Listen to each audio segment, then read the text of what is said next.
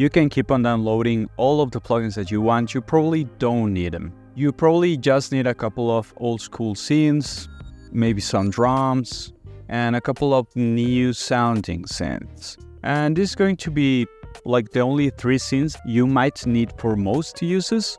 It doesn't cover something like a Prophet. Maybe you won't get exactly the sound of a Moog synth, but they're really amazing tools. They're all free. So straight from Mexico City, my name is Juanchis, and let's talk about these 3 synths that can fill different needs for different productions. Okay, so I have this small session.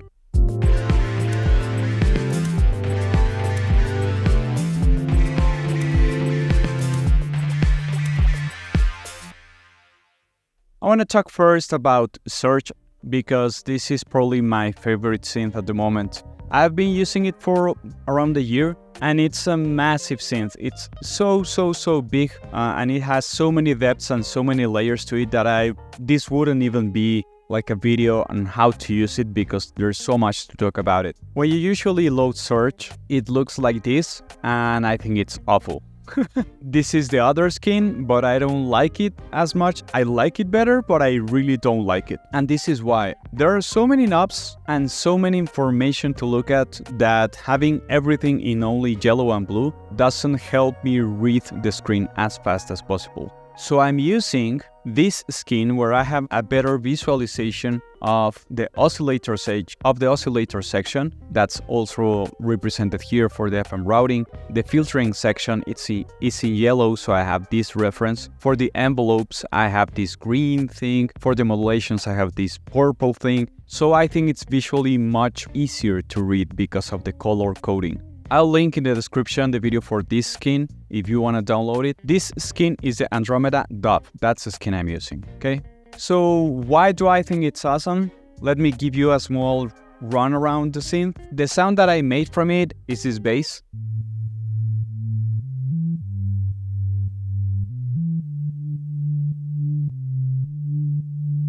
So a small rundown is we have the oscillator section on the far left, and you can usually handle a lot of the waveforms and just transpose them octave up, octave down. But you can really mess with them. And every oscillator has a Unison available. And that's massive. Like that's so huge. Usually from typical subtractive filter anatomy, I would go into the filtering section. It's right here. Into the filtering section, that's right here. One thing that I usually got lost way too often is that you have to assign the filter balance. How much of filter 1 and how much of filter 2 do you want to listen to? Because these yellow things send either to filter 1 or filter 2, but it also pans it. So be careful with that because you want to keep it in the middle and maybe just listen to one of the filters and maybe low pass it, right? And inside the filter, you also have some key tracking. So the frequency cutoff follows the key you're playing. And you have some different kind of filters right here. Like this is so big and I'm trying to make it as short as possible. And some wave shaping inside of the filter. Let's keep it simple. Like that's really nasty. And maybe you want to also assign some envelope to it. And so you don't get lost, you might want to check the filter routing section. So I'm going from the oscillators into the filter 1, into the wave shaping, that's right here, into the filter 2. So those two are serial. So I'm listening only to filter 1, so this one wouldn't be applied. Into the VCA, that's right underneath here. And it has 2 modes like digital and analog. So I could do more of a plucky bass line.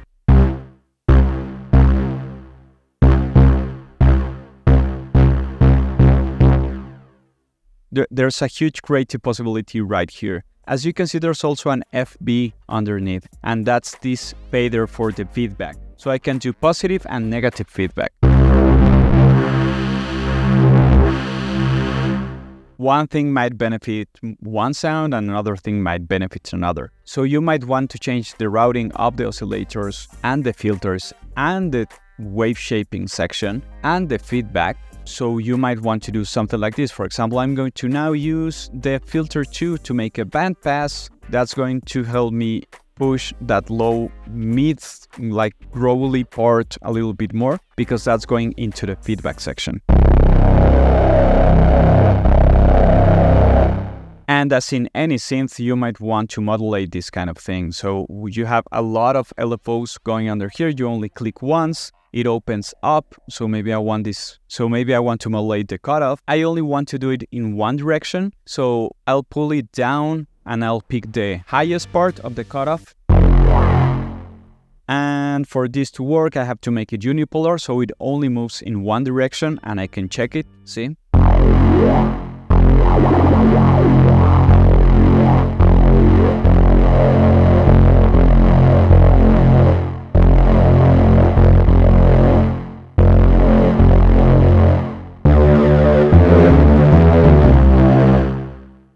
Not only that, maybe you want something, not only that, that's going again into the filter 1. So maybe you want to really emphasize it, and remember to rebalance your filters.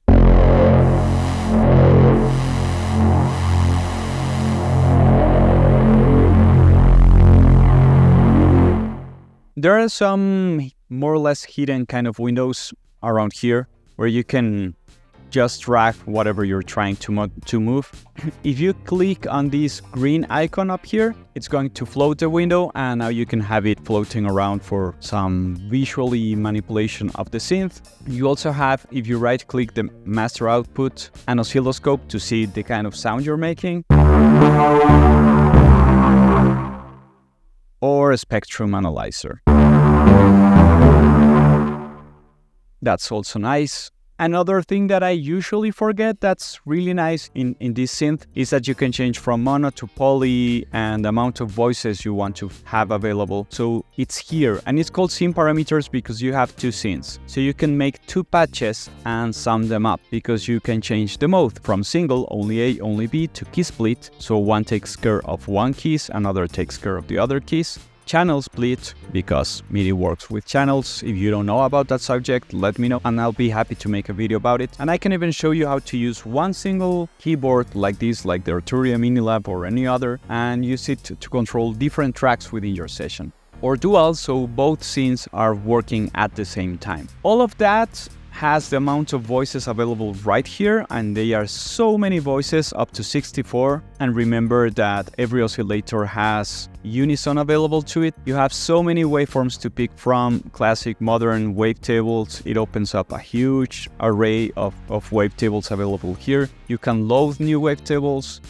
Like, it's so big, and it even has an audio input, and that's a beautiful thing about the synth that I don't see people talking about, and I will probably make a video about it, because it's something that I even use sometimes when I'm mixing. Why? Because the effects section up here is so big and it has so many ways to work around it. So the scene A can have 4 insert effects, and you have so many to pick from, and the scene B has 4 inserts available as well, and you have sends from FX1, FX2, or if when you click here, you go into 3 and 4, because these are parallel effects that you apply. So 1, 2, 3, and 4, and you can even add new effects as inserts on the way out. Not only that, you can change the gain structure of the plugin. You can hard clip it at different points, or you can disable it completely. And the array of sounds that you can make in this synth is just crazy. One of the first presets that I really loved was this one.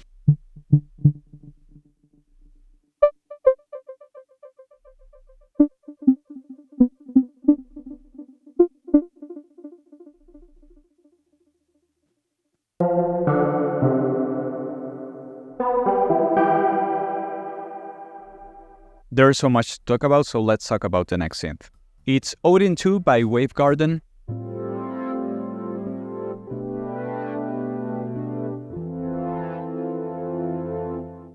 I think that's nice. So when you open it up, it's just like that. A small rundown on the plugin as well. You have 3 oscillators at hand. Every oscillator has analog, wavetable, multi-vector, chiptune, FM, phase, noise, wave draw, chip draw, spectral draw, where you can add harmonics by hand. This is a really interesting way of doing synthesis, and vector synthesis is something that I haven't seen too many people talk about as well. After that, you can select here if they go to filter 1 or filter 2. And you have many filters available: low pass, band pass, high pass, cork, diode, like everything you're seeing right now. With this arrow, this is something that I use to make the mistake up more often than not, is this activates the filter going into the amplifier. So the amp envelope is right here underneath, but you have to let the filter go into the amp envelope. If I turn this off, see, no sound. And you can assign to every filter, and that's an interesting way of having it right there at hand. If you want it to be more affected by the key follow, the key tracking, the envelope that's right underneath, right here, the velocity, and the gain output of the filter. So I think that's really nice to have right at hand. And a saturation section for most of the filters, if not all of them. You can also turn on the distortion section after the amplifier. You have 3 modes only, but I think they're more than enough. They sound really nice to my ears. After this amplifier, you can go into a third filter if you want, and then we can access like the effects and the modulation. You only have 4 effects: delay, phaser, chorus, flanger. A nice thing is that the delay also has a docking built in. It's like doing sidechain compression for a delay that you have on an auxiliary track. So whenever this original sound plays, the delay docks and then the delay comes up. So if I turn the docking all the way up, whenever I hit one key, the delays are going to take a while to rise in level.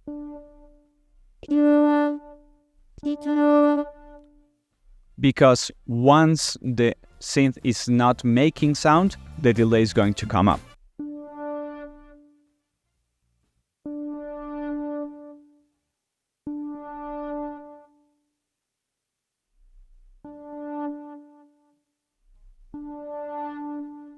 See, so that's cleaner. After that, you have a really big modulation matrix right under here. You have a lot of sources available, and each one of them can hit up to 2 destinations, and you can pretty much map almost anything to anywhere. So yeah, that's a lot of control. And you can also use this user interface that I really like of an XY path, and you can assign 2 things to move around. It's like having a macro on other plugins. In this case, it's just an XY because maybe you just want to add delay and add some cutoff. So these 2 things might go together. So maybe you assign this through the matrix modulation. For example,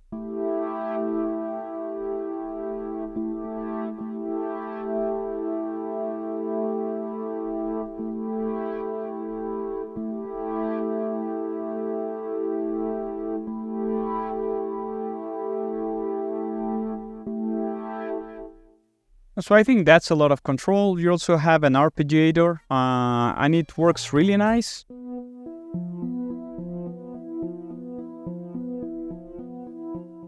You can pretty much change a lot of things as usual. You can change steps. You can use modifiers, but you can use the second line or the second channel for transposing. So again, like, just have fun with it. It has built-in enough presets to goof around if you don't like making your own sounds. You have enough presets to goof around. You can also try and build something from scratch just by listening to it. And maybe the last thing from this plugin is that the Unison is kind of hidden up here. And beware of the detune amount, because this might really get in the way.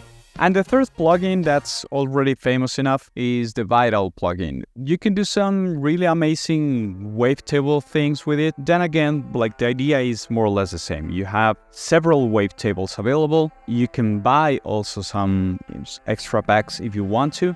This is a more CPU intensive plugin, so beware of that. You probably won't be able to have a really low latency if you're playing this in a bigger session. You have 3 envelopes available. Again, you have several ways of filtering your sound. From this, you go into the VCA that's up here on envelope 1. You have a second and a third envelope available. You have 4 LFOs that you can assign to anything. So maybe you want to move something like this and move it really hard. The nice thing is that it works as other plugins where you just drag and drop with apply by dragging. Remember to assign your filtering properly.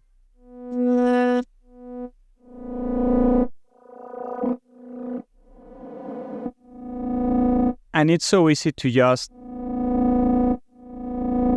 start making these crazy and nasty sounds.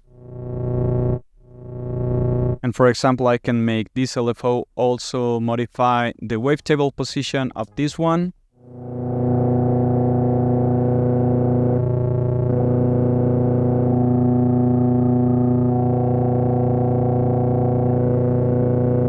And apply some unison to it. And as you can see, it's really easy to start making sounds. Maybe you don't want it to be synced, so you can change it to seconds.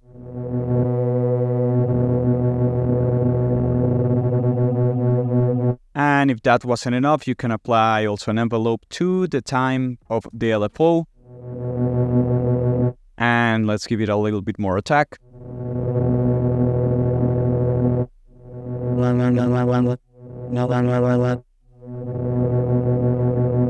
You also have drives per filter. Let's give it a little bit more release. And if that wasn't enough, the effect session has so many effects to choose from. The compressor opens up more or less like an OTT.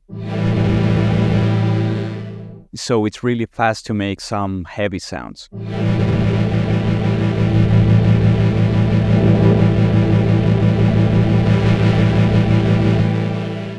Remember that this kind of multiband compression more or less works more like a tone control more than anything else. From there you might want to add maybe some reverb.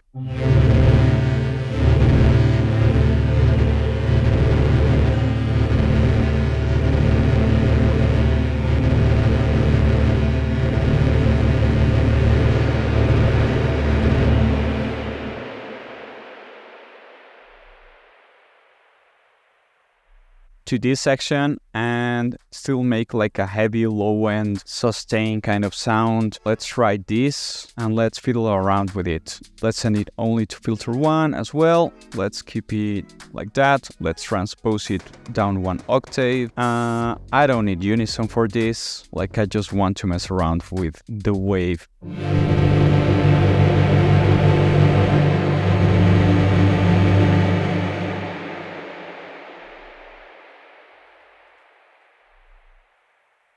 Modulation to this wavetable, like for example, harmonic stretch.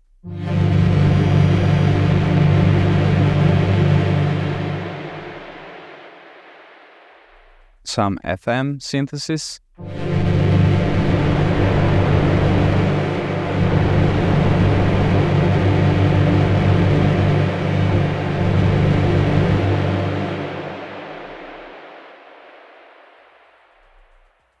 That so it's going all the time.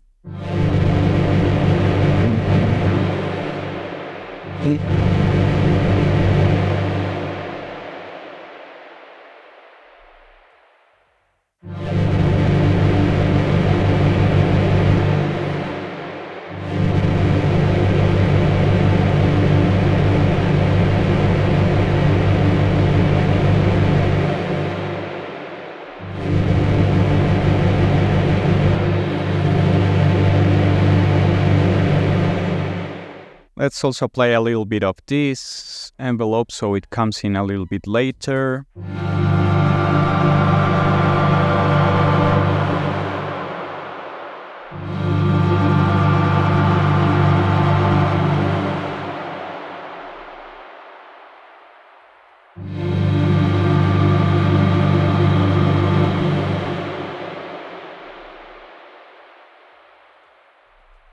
With something like a sine wave.